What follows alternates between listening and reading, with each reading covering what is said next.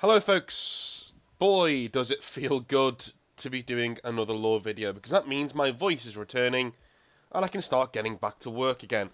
It is really hard. You only realise how absolutely positively important your voice is when your entire work relies on you doing it. For the last couple of days I've been sequestered to just doing writing and proofreading, which is like a quarter of my income, which is not great, you know what I mean? But anyway, back to teaching, and back to doing lore videos, and other videos as well. Today we're doing the White Scars, and, we're back to the lore then, and to one of the best legions of Space Marines currently in the setting. Not because of how awesome they are, but they are awesome, but for how little they scream that they need screen time, and the time that they actually get to shine. They don't really get much, you know? The White Scars can be seen as Games Workshop shamelessly chasing the Asian market, long before such a thing was even considered. Or, they could be a genuine attempt at older Games Workshop to infuse other cultures into their own setting. I tend to go to the latter of those two examples, at least in the genesis of what the White Scars are.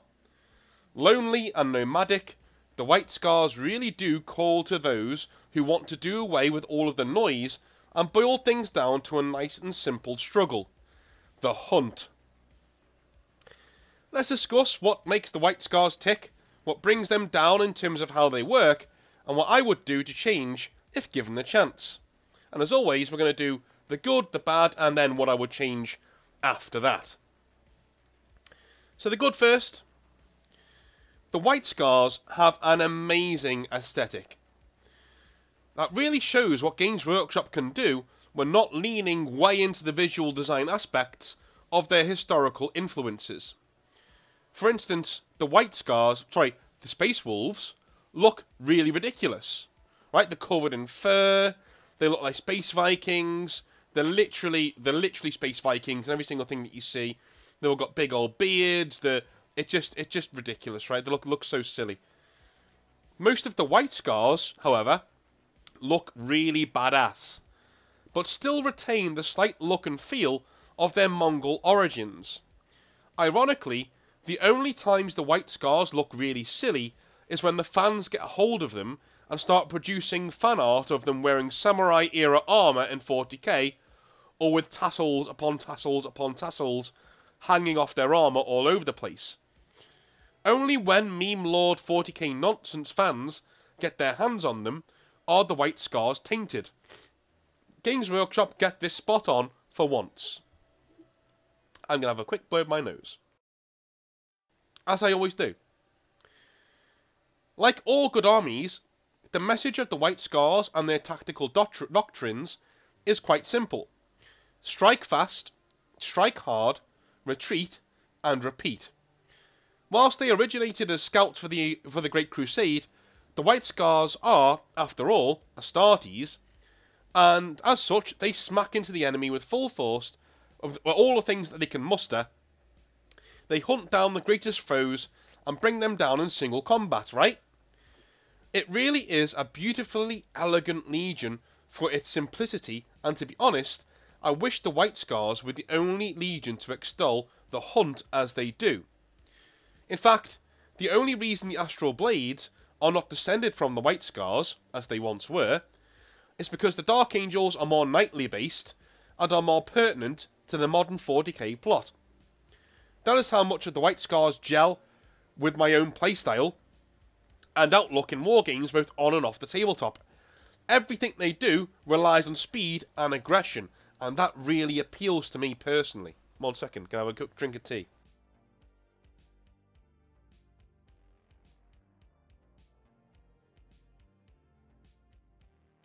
Alright, sorry about that. So,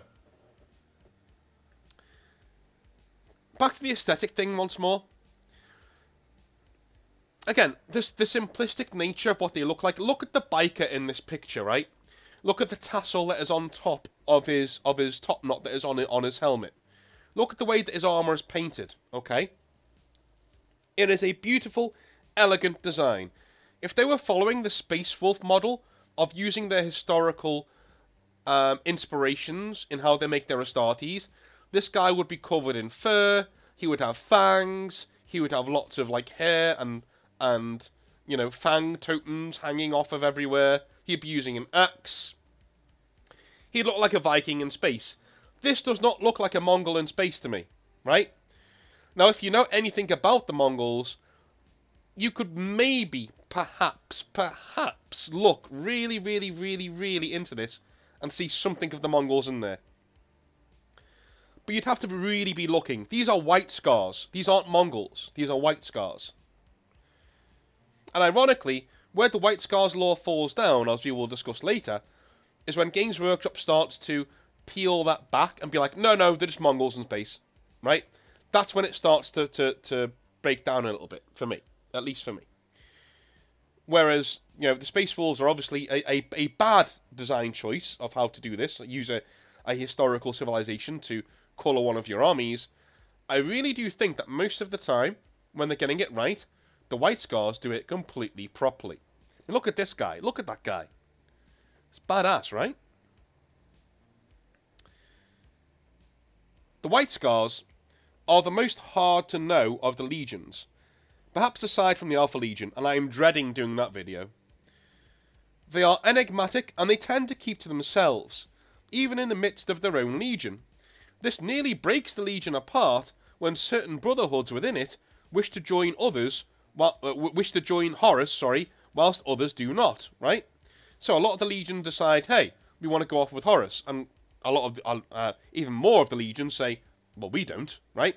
That's because each and every single brotherhood within the White Scars is fairly independent in the way that it thinks and the way that it acts.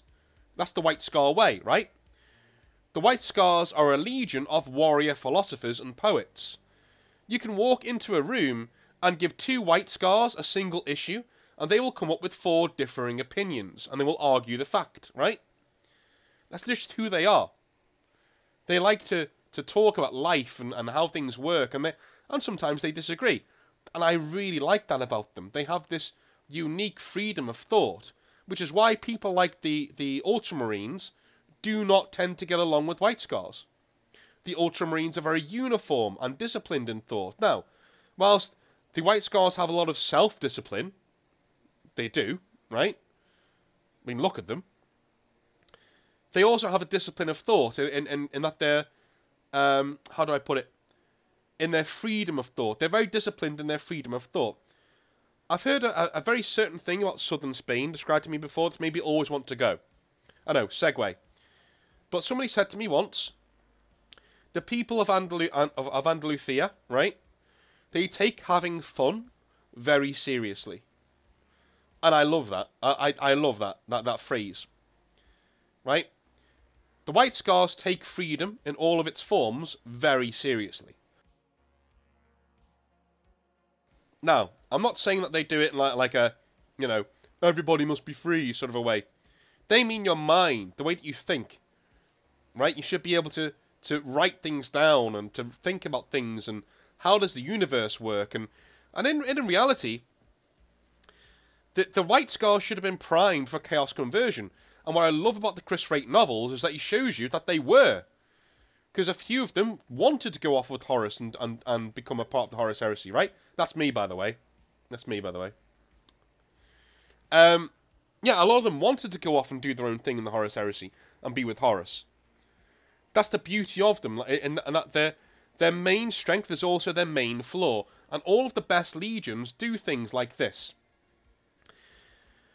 The fact that Fulgrim, from another one of the best legions, right? The fact that Fulgrim hates Jagatai as a barbarian perfectly highlights the main flaws of both Primarchs.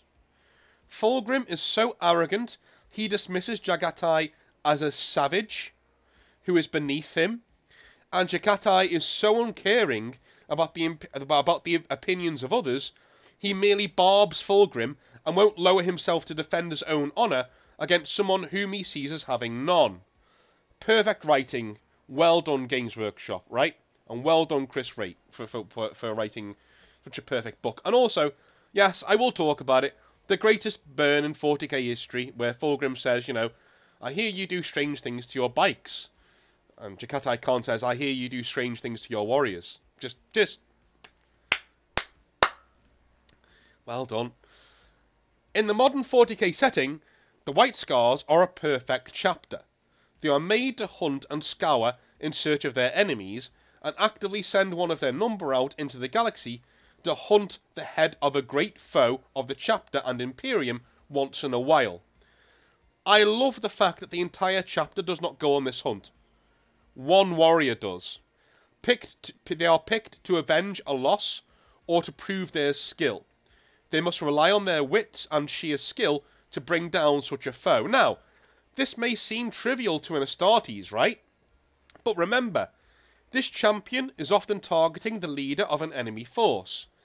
Imagine trying to get through an entire Orc horde to get at one war boss, or a whole Dark Eldar raiding fleet to claim the head of one Archon. Whilst other chapters talk highly of honour, I get the sense that the White Scars are martial honour made manifest. And I love that. Right? I love that so much.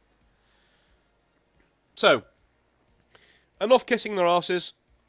Let's move into the bad, shall we? Well, there is some. No one is perfect, not even the White Scars.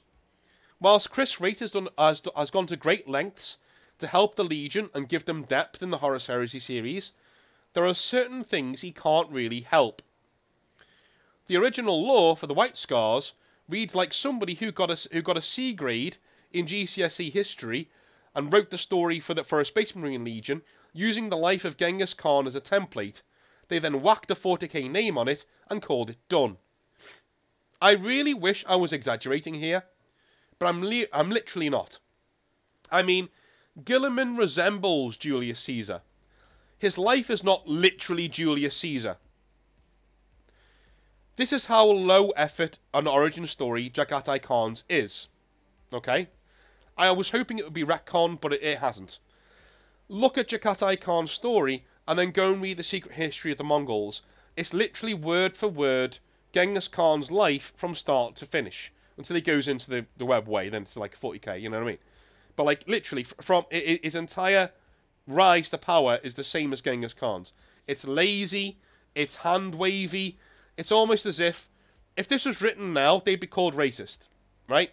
They're not, because this was written 20, 30 years ago. Times were different, right? This was an honest attempt by white British writers to bring another culture into 40k, and I applaud them for it, right? It was an honest attempt. It just comes across as white British writers trying to bring in, a foreign culture into 40k. Which is why, even when I'm writing stuff, and I'm trying to bring in, like, Japanese influences and things like that, there's a very good reason why the Astral Blades, who are essentially space samurai, right? There's a very good reason why they don't have fucking names like daimyos and shoguns and shit like that.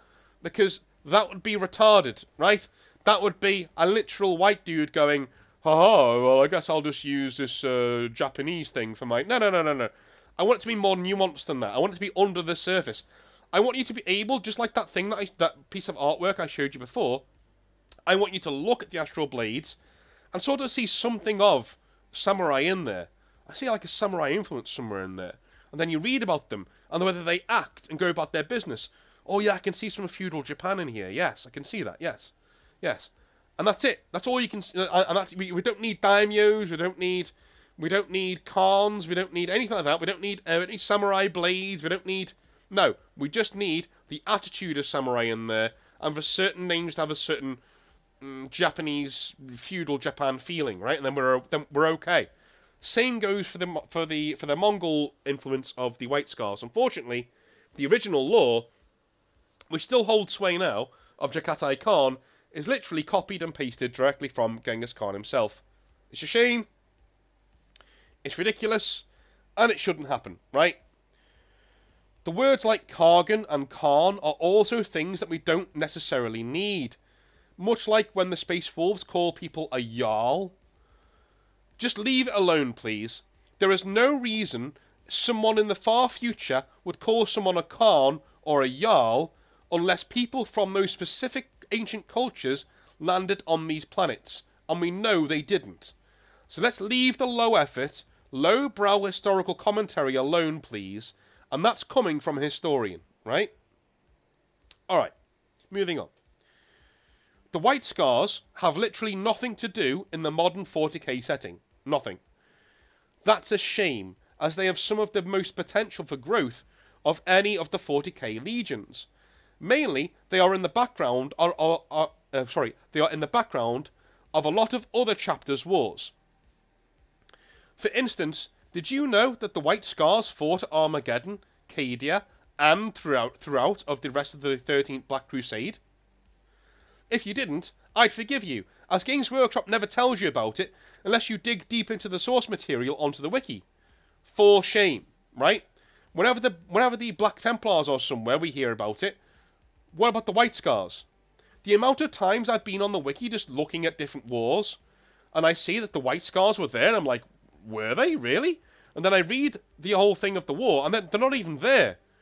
They're just set. We're just told a few Brotherhoods were there, and then told nothing else about them, you know? Ridiculous. The disappearance of Jakatai Khan is weak as fuck. Like, seriously. He goes into the webway and what? That's it? We see characters coming and going from there all of the time. Araman, anyone? What is keeping a Primarch who is literally a scout on steroids from just returning from the webway? Much like Russ, this is the disappearance of a Primarch GW were too afraid to hand a real loss to. Another shame. So, what would I change? So bear with me first, I'm going to come out of left field. I love the all-white White Scars, as much as anybody, I really do. But they aren't called the White Scars because they're white. They're called the White Scars because of the colour their scars take once they are cut into their own skin. If you have a scar on your body, look at it. It's white. Right? Especially if you have darker skin, it's white. It's very light coloured anyway. Right? As such, I am changing the colour of the White Scars armour. They are now a dull iron colour from which they hand shamanistic sky god totems, trophies from fallen enemies, and pieces of scripture and philosophy that they find quite profound.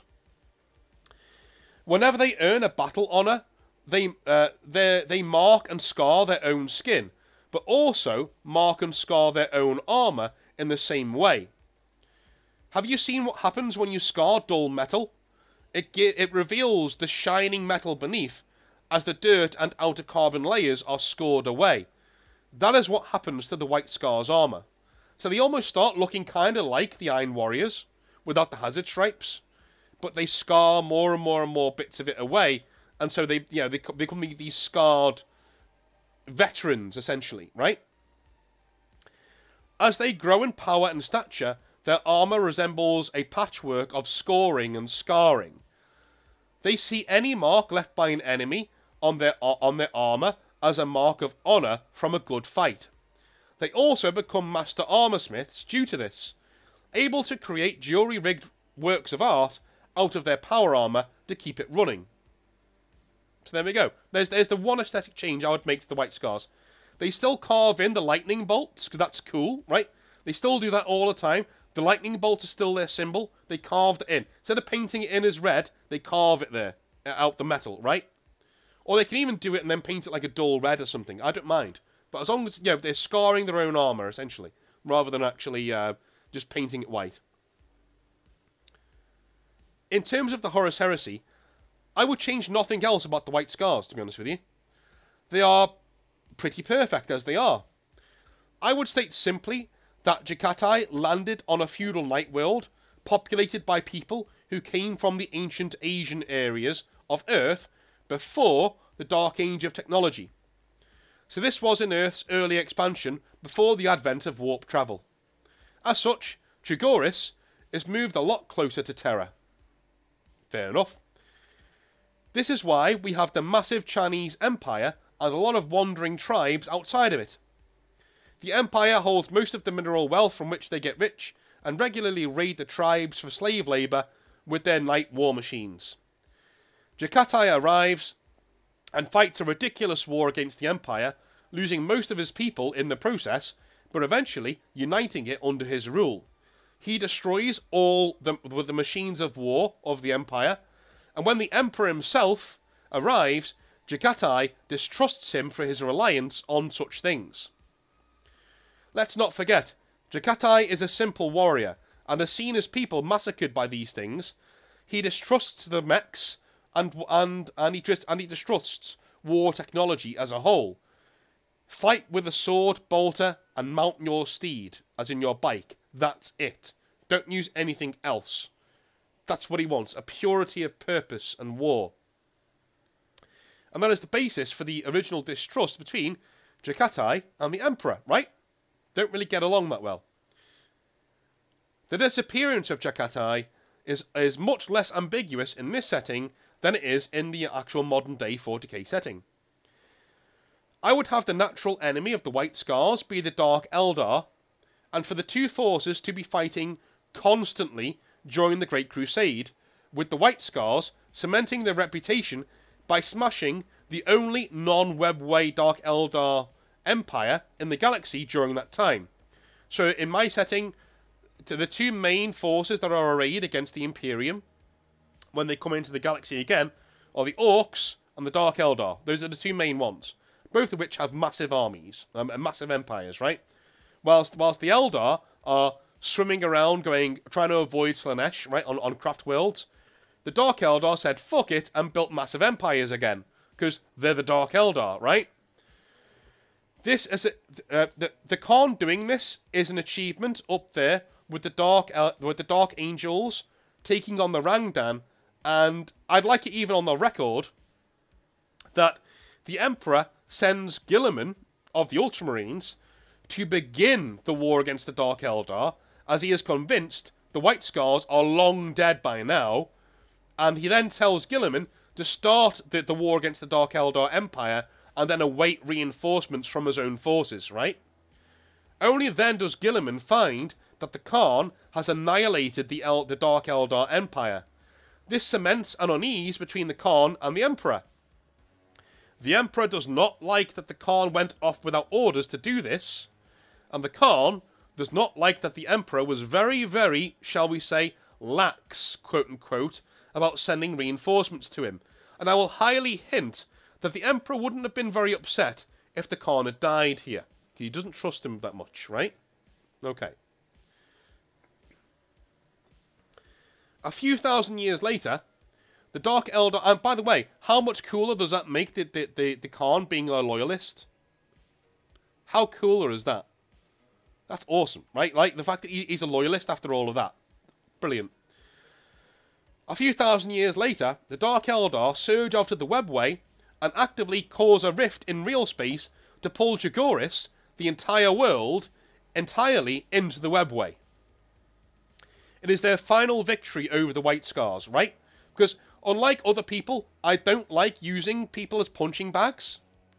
So the Dark Eldar get their big win. They pull the Khan and like 80% of the Legion, or the chapter, right, as it is now, into the Webway, and that's it. We never see them again. We hear nothing of the world from this point onwards, but, we do see more and more Dark Eldar seemingly abandoning the Webway and running into real space over the coming millennia. Why?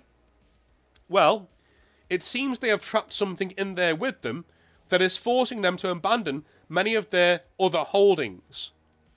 The Dark Eldar refer to this force as the Wild Hunt, or the Riders of Doom, and only their capital of Comorragh is safe from these spectral riders, and even then, only because the capital actively moves around the Webway to avoid them. So to avoid the Khan and his Riders of Doom, right, or these spectral riders, the Dark Eldar have to start moving their entire capital around the Webway. That's how badass he is. There are signs, however, that with the current issues facing Comorragh in the current lore, that it can no longer move throughout the Webway, and the Wild Hunt is closing in with its king to chase the Dark Eldar back into real space. So, what have the White Scars left behind?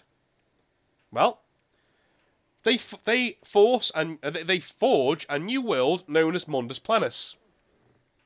the original name for Chagoris.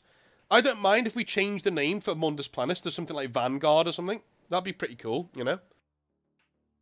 Because, like, Mundus Planus is a bit of a more, you know, wordy name. On which they build a new fortress monastery. And a new feudal world from which to take new recruits. From here, they act just like the normal White Scars, but for one thing. Mundus Planus is the remnant of Jaguras' moon. And it can move. Oh yes.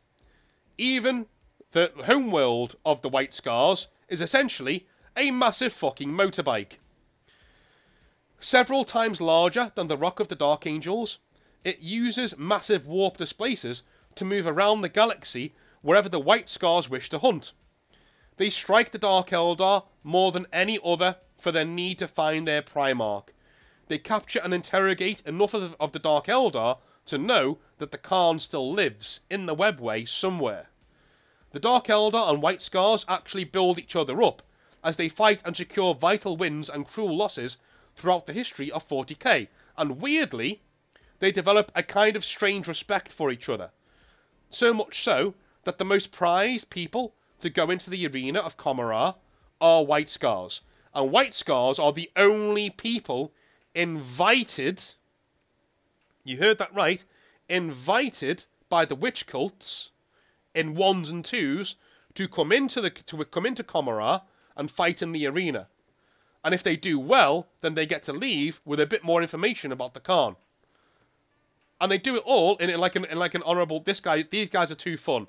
Like we can't let these guys go. Like the Dark Eldar are well amused by how well these guys fight and by how how so quick they are. Like yeah, these guys are just like us, but they're like filthy monkey. But like, it's fine, it's funny. Just bring them in, and we'll just tell them some shit. And the cruel irony is that the White Scars don't know that what they're being told is the truth or not. But they're so desperate for news of the Khan, for stories about him, that they will go in and like fight in these tournaments, and one of them will die, and one of them will live, and we'll just like get to leave and be like, okay, oh yeah, you'll never guess what they told me, but you know, I just love little things like that just challenge the perception of some races. Don't get me wrong, most races in 40k should have like succinct things that they do, right? So the Necrons shouldn't ally with the Blood Angels, things like that. You know what I mean? Like, that's ridiculous. And these two never ally. That's what I mean. They never ally on the battlefield. But the one grudging respect that they have is that the Dark Eldar sometimes invite certain White Scars to come in and fight in the arena. Most of them never return because they die eventually. But the ones who don't are actively sent back with like a little bit of a story about the Khan, right? And I just love little things like that. I don't know. Feel free to discount that from your own lore if you want to. But like, I just love things like that. It amuses me so much. Alright. Before long, more and more Xenos threats are appearing across the galaxy, and the White Scars become expert hunters of these beasts. In fact, I would like to go on the record again and say that in my setting, at least 20% of the Death Watch are White Scars. That is how good they are at hunting down beasts and aliens, right? We even see Mundus Planus placed in the way of Orc Wars and Tyranid Hive Fleet tendrils, only for it to rip straight through them and still keep going fast. So that is the White Scars according to the Exileverse. How did we do? Let me know in the comment section down below. Have I gone too far? Do you like the White Scars as they are in the current setting? Am I talking absolute nonsense? Let me know down below. If you like what I do, the Patreon is also down below. And also, if you really like what I do, then, you know, become a member of the channel. That's also a good thing. The Discord is down below. That is free. You don't need to pay to join it. You can just join it for free and come have a chat to us on there. I will be back tomorrow where we're gonna be talking about Games Workshop's pricing, which sucks. Love you all long time. Speak to you tomorrow. Have a good one. Bye.